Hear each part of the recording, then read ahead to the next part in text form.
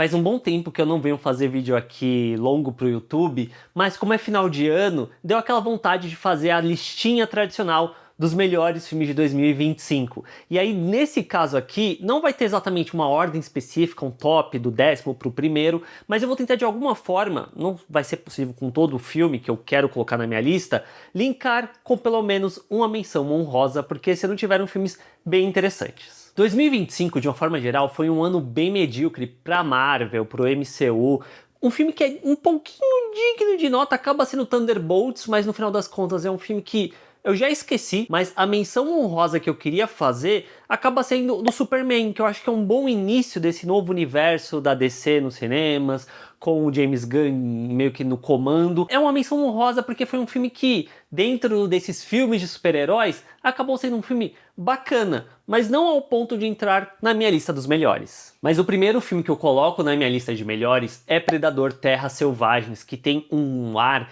de blockbuster dos anos 2000, ali pré-Marvel basicamente, que transformou o cinema nisso de tudo precisa ser grandioso, tudo precisa ser gigantesco, um grande evento. No caso desse filme, ele não precisa disso. Ele é uma aventura sci-fi divertida e empolgante de acompanhar, dessa dupla totalmente inesperada, mas que funciona muito bem, de um jovem predador junto com um androide. Tem interações muito divertidas entre os dois, e eu não esperava que eu ia gostar tanto desse filme quanto eu acabei curtindo, o que é muito positivo pra mim e me fez colocá-lo aqui na minha lista de melhores. E em 2025 foi um ano bem cheio pra Ellen Fanning, porque ela tá nesse Predador, ela tá no Death Stranding 2, que é um jogo muito bacana, ela tá também no Valor Sentimental, que é uma outra menção honrosa que eu quero fazer, porque a forma como o Joaquim Trier, que é o diretor, né, ele desenvolve ali o trauma a partir da sutileza, e uma coisa que me pega demais dentro desse filme é sobre a incomunicabilidade dos personagens dentro daquela família, sobre como eles sentem várias coisas, carregam vários sentimentos, mas no final das contas eles simplesmente não conseguem conversar sobre isso, e como que a arte surge nesse local de tentar encontrar uma cura, encontrar uma forma de se comunicar, ao mesmo tempo que também fala muito sobre afastamento. Porém, o segundo filme que eu quero colocar na minha lista de melhores é um outro de língua não inglesa, que é No Other Choice, do Park Chan-wook, que é o diretor de Oldboy. O que eu sabia antes de assistir era que era sobre um homem desempregado que, para tentar conseguir um emprego, decide matar a concorrência. Só que quando você assiste, é isso, mas não apenas isso, ele desenvolve isso de uma forma muito cômica. Basicamente é uma comédia esse filme, com pitadas bem de drama ali no meio, mas a forma como ele coloca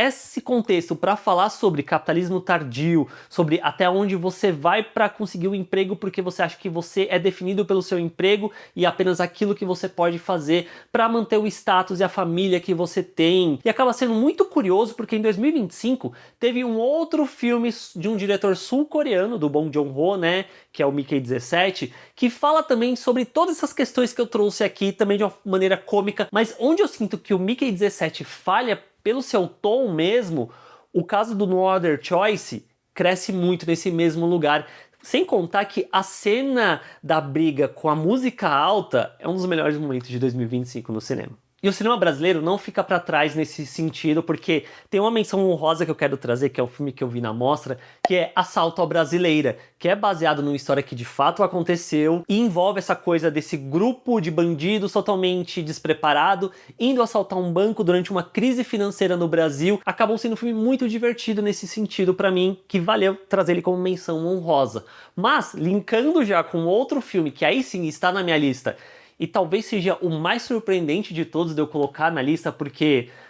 não exatamente eu esperava grandes coisas desse filme, é Chico Bento e a Goiabeira Maravilhosa. O diretor Fernando Frairra, basicamente, ao meu ver, entrega o melhor live action desses da Turma da Mônica, ao criar uma trama ali que envolve a resistência da agricultura familiar, lidando com o avanço a todo custo do progresso, onde fica personificado na figura do Chico Bento esse local de líder da resistência, de lutar pelo que ele acha que é certo, envolvendo ali a goiabeira que ele tanto admira, ele tanto ama, e as histórias que essa goiabeira carrega. E o Isaac Amendoim, que interpreta o Chico Bento, ele é simplesmente um achado. Que garoto carismático, divertido ali de carregar esse filme, ele basicamente carrega o filme, né? As quebras da quarta parede, é um filme tão quentinho no coração de ver, que ao mesmo tempo acabou me surpreendendo muito, justamente por conta dessa trama que ele coloca ali junto no que ele tá contando relacionado ao Chico Bento. Pulando para o bloco de terror, para mim 2025 foi um ano muito mais interessante no todo do que exatamente 2024. E a primeira menção honrosa que eu trago foi também o primeiro filme de 2025 que eu assisti e falei, tá, finalmente um filme bom. Isso foi ali por fevereiro, março mais ou menos, que é Acompanhante Perfeita, que consegue ali misturar o terror com o sci-fi para construir a sua trama através de várias reviravoltas para falar sobre masculinidade tóxica. Mas o filme que de fato entra na minha lista de melhores acaba sendo A Meia Irmã Feia, que marca a estreia na direção da norueguesa Emily Blanchfield e que reconta ali o conto da Cinderela, trazendo ali para suas origens mais sombrias, usando do body horror para falar sobre essa questão da beleza, da estética e até onde você se mutila para ser aceito pela sociedade, sendo que justamente a questão do que é belo acaba sendo extremamente volátil com o passar do tempo. Eu gosto muito da estética do filme, da forma como ele é um filme de época, que vai trazendo esse desconforto através das cenas lá das cirurgias pelas quais a personagem passa. Mas uma coisa que eu admiro muito nesse filme é que basicamente a Disney, e aí seus mais de 10 anos fazendo live actions dos seus desenhos clássicos, jamais faria algo nesse sentido. E não o que eu espero, tá tudo bem a Disney fazer o que ela faz, mas o que ela faz acaba sendo tão insosso que esse filme se destaca muito justamente por trazer uma visão, uma perspectiva mais fresca para isso. Tanto que nesse lugar de filmes da Disney, até a questão da Branca de Neve que saiu esse ano, beleza que meio que todo mundo viu de muito longe que não ia ser um bom filme. Eu tentei assistir esse filme e normalmente eu consigo ver filmes até o final. Eu desisti de ver essa Branca de Neve porque era tenebroso, era horrível. Eu nem acho que eu vou fazer uma lista de piores filmes de 2025, mas provavelmente se eu fizesse, esse filme estaria dentro dessa lista e aí eu teria que me forçar a ver até o final para poder botá-lo na lista, porque aí também não faz sentido botar um filme que eu sequer consegui assistir ele todo, né? Mas enfim, voltamos para a lista de fato de coisas boas. 2025 teve não uma, mas duas obras do Stephen King sendo adaptadas. Uma delas entra aqui como menção honrosa, que é A Vida de Chuck, que é dirigido pelo Mike Flanagan, que é um diretor muito conhecido do terror, mas aí a gente vai para A Vida de Chuck e não exatamente é um terror, é um filme muito sobre a vida e a morte e tudo que existe no meio disso tudo, e é um filme muito bonito nesse sentido. Tem a cena que ficou conhecida, né, do Tom Hiddleston dançando, que é uma cena muito legal, mas eu gosto principalmente da forma como o filme conta a sua história de trás pra frente, de frente pra trás, de frente pra trás. É, basicamente isso, porque a gente vê um ponto, a gente volta pra ver outro e volta pra ver mais um. Então meio que aquilo que não vai fazendo sentido, conforme você vai vendo, passa a fazer sentido e traz uma outra perspectiva daquilo que você viu e achou estranho. E aí tem toda uma beleza e uma poesia em torno disso. E eu fico meio triste porque é um filme que eu sinto que as pessoas meio que deixaram passar, mas é um filme muito bonito. Outro filme baseado na obra do Stephen King desse ano, A Longa Marcha, entra na minha lista de melhores. E eu acho muito curioso como o Francis Lawrence é um diretor que sempre está envolvido ali em adaptações de obras, de livros, de quadrinhos, caso do Constantine, né? E normalmente ele entrega bons filmes. E é o caso da Longa Marcha aqui, porque a forma como esse filme se constrói através de uma distopia, nem tão surreal assim, onde jovens se alistam para participar dessa longa marcha, onde você, quem chega ao final, tem um direito, um desejo concedido, e quem para acaba morrendo, e é basicamente um Battle Royale, de alguma forma, nesse sentido. E a forma como o diretor consegue fazer esse filme de uma maneira que ele nunca para, os personagens estão sempre andando, é um filme cinético nesse sentido, e você tá acompanhando a andança desses personagens, você se importa com eles, e você fica cansado com eles, é muito bom. E o filme também conta com boas atuações, principalmente do David Johnson, que já estava muito bem no Alien Romulus e é um nome a se ficar de olho posteriormente. Ainda em terror, houveram dois filmes que eu assisti esse ano que eu não curti tanto a princípio, mas cresceram muito em revisitas. E estão os dois na minha lista de melhores. Um deles é Extermínio,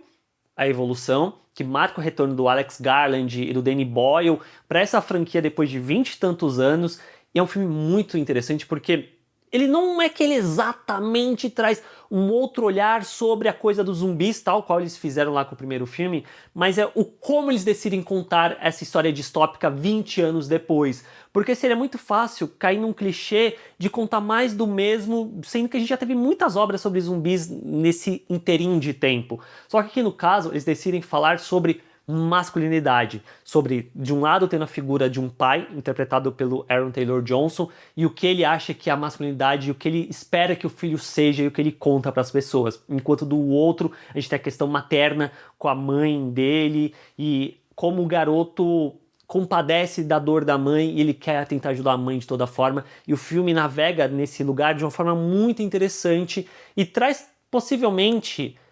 um clímax para essa história, uma das mais bonitas de 2025, talvez eu diria ali, que ficou comigo enquanto eu assistia. A forma como ele lida com a morte, com a finitude das coisas é muito bonita também, acaba sendo no processo uma história de amadurecimento e também traz um dos finais mais what the fuck possíveis, mas que eu respeito muito também eles decidirem terminar da forma como eles decidiram terminar. O outro filme que entra na minha lista de melhores é Pecadores, que também foi um filme que da primeira vez que eu vi, eu não morri de amores, infelizmente, mas ele ficou comigo. Eu acho isso muito admirável, de filmes que ficam com você e você pensa sobre eles, você pesquisa. Eu reassistindo depois passei a gostar ainda mais do filme. E foi um filme que saiu lá no começo do ano, abril talvez, e ele continua comigo até hoje. Porque eu gosto muito do Ryan Coogler em tudo que ele faz. E nesse filme aqui, no caso, pra mim era isso. Ele teve a ideia da cena ali da música, que é algo absurdo de bonito, é realmente transcendental, e aí meio que todo o entorno foi sendo construído a partir daí. Mas revendo, eu passei a admirar muito mais a primeira parte do filme, que é construindo o senso de comunidade, de união daquelas pessoas, para chegar naquela apoteose e dali pra frente ser também sobre um filme de vampiro nesse processo todo e como o vampiro surge como esse elemento de sugar e de assimilar culturas para si e perder a individualidade no processo disso tudo. O que é até curioso, pensando que em 2025 teve também Pluribus que trabalha uma coisa meio parecida disso de individualidade, de mente coletiva. Agora que eu tô fazendo a ligação é curioso pensar nisso. Sem contar que vou dizer que é a melhor trilha sonora de 2025, desses filmes que saíram, porque esse filme, a trilha sonora desse filme não saiu da minha lista o ano todo, basicamente, quando eu vi a retrospectiva do YouTube, principalmente, tava lá o Sinners entre os mais ouvidos. E falando de filmes com música, uma menção honrosa que eu trago é K-pop Demon Hunters, porque enquanto eu tava montando lista, eu tava, nossa, não tem nenhuma animação na minha lista de melhores. De fato, não tem, não entrou nenhuma animação, mas K-pop eu coloco entre as menções honrosas porque é um filme muito divertido, eu pago pau pra toda animação agora que consegue usar de uma boa forma a questão visual, e a Sony Animation nos últimos anos é a que mais se destaca nesse local, porque pós a Sony, outras tentaram também começar a emular um pouco esse estilo do Homem-Aranha, só que é isso, é a visão de entender que você tem que usar o estilo em prol daquele filme que você está contando e da identidade que ele tem. E não exatamente todo filme se beneficia exatamente disso, mas o K-pop, a forma como ele brinca com expressões, que envolve muito isso do anime e tal, eu acho muito bacana. Mas o filme que eu coloco na minha lista de melhores é Better Man, que é um filme muito daqueles que ficam perdidos num limbo, porque saiu lá fora em 2024, chega aqui no Brasil no começo de 2025 e as pessoas meio que esquecem dele. Ele não exatamente é uma super cinebiografia, mas eu adoro como ele habita um lugar muito parecido com Rocketman, que também é uma das minhas cinebiografias favoritas, porque não é exatamente sobre passar pano e contar a história de uma maneira muito chapa branca daquele artista. E talvez o fato dos artistas estarem vivos e estarem ali envolvidos no processo ajuda muito nisso, porque é justamente o Robin Williams lidando ali de frente com seus traumas, com seus vícios, as questões familiares e usando as suas músicas como parte de um musical, e não simplesmente vamos parar aqui esse momento e botar a música que ele criou. Não, a música dialoga com a narrativa e com a história do personagem, eu acho isso tão incrível quando é bem feito, e é o caso desse filme aqui, que é do mesmo diretor do O Rei do Show, que também é um filme musical muito legal, e aqui no Better Man funciona muito nesse sentido todo. Eu fiquei super emocionado com o filme, descobri que várias músicas, eu falei, nossa, eu não conhecia uma música do Robbie Williams. Aí você assiste o filme e fala, nossa, conheço várias músicas do Robbie Williams. E o fato de ser um macaco CGI interpretando ele, eu acho que é só um temperinho a mais, porque dialoga muito como ele se sentia também e tal. e chega uma hora que você esquece que é um macaco ali, tipo, você acompanha a história daquele macaco, você se emociona e você chora junto. Então, eu coloco aqui na minha lista de melhores, porque foi um filme que me pegou demais. Ainda em música, mas vindo para o Brasil, um outro filme que entra na minha lista de melhores é Homem com H, que eu acho que habita esse lugar muito parecido também, que é sobre a história do Ney Matogrosso, e o Ney tá vivo, e aí ele participa ali da produção. A forma como o Esmir Filho conta esse filme é muito divertida, de você acompanhar ao mesmo tempo que tem ali o caráter mais trágico, mais dramático da história do Ney, das pessoas que estavam ao redor dele. E é legal ver esse filme porque é isso, é muito sobre a história da música do Brasil e a história do Brasil no processo e as pessoas que estavam ali, o Cazuza, sobre família. No final também envolve muito essa questão familiar. Eu acho que Better Man e Homem com H talvez habitam em lugares meio parecidos nesse sentido pra mim. E é isso de perceber também que você conhece muita coisa escutando do Ney Matogrosso, mas você não exatamente associa a ele e você descobrindo um pouco por trás de como isso aconteceu. Além do fato de que o Jesuíta Barbosa tá muito bem interpretando o Ney Matogrosso e nessa questão de finais bonitos, eu acho que o final de Homem com H é uma homenagem muito bonita pro Ney como um todo. E para fechar minha lista de 10 melhores filmes de 2025, eu coloco Sorry Baby, que marca a estreia na direção de Eva Victor, e é um filme sobre um evento traumático e como aquilo afeta a vida da personagem. Mas o filme não exatamente, de maneira alguma, ele explora aquele abuso de maneira explícita, e sim as consequências daquilo. E a partir desse lugar, é um filme que trabalha muito diferentes tons, sabe? Diferentes sentimentos. Porque sim, vai ter o caráter mais dramático ali da dor da personagem que se sente presa no tempo, enquanto todas as pessoas ao seu redor seguem a vida delas e ela se sente ali perdida nesse lugar. A cena... Tanto que ela encontra o gato, é uma cena muito bonitinha, mas há também aquela conversa com o cara enquanto tá comendo um lanche, que ela está tendo um ataque de pânico, de ansiedade, é muito tocante, é uma cena das mais tocantes de 2025, tipo, você sente a dor daquela personagem, mas ao mesmo tempo é um filme que também vai muito pro humor, e não exatamente o humor de gargalhar, de morrer de dar risada, mas é o humor do desconforto de situações, de como pessoas e protocolos não sabem exatamente lidar com a humanidade, com o que, pelo que aquela pessoa passou. Então acho que o filme consegue orbitar muito bem entre esses dois lugares, contando a história de uma maneira não exatamente linear no processo. E essa é a minha lista de 10 melhores filmes de 2025, sem ordem de preferência. E agora eu peço para vocês deixarem aí nos comentários se vocês concordam ou discordam, e qual foi o seu filme favorito de 2025 e o porquê. Escolhe só um e deixa aí para eu saber. Se você curtiu o vídeo, deixa o like, agradeço demais, e a gente se vê em algum momento aí de 2026 nesse YouTube aí. Tchau, gente!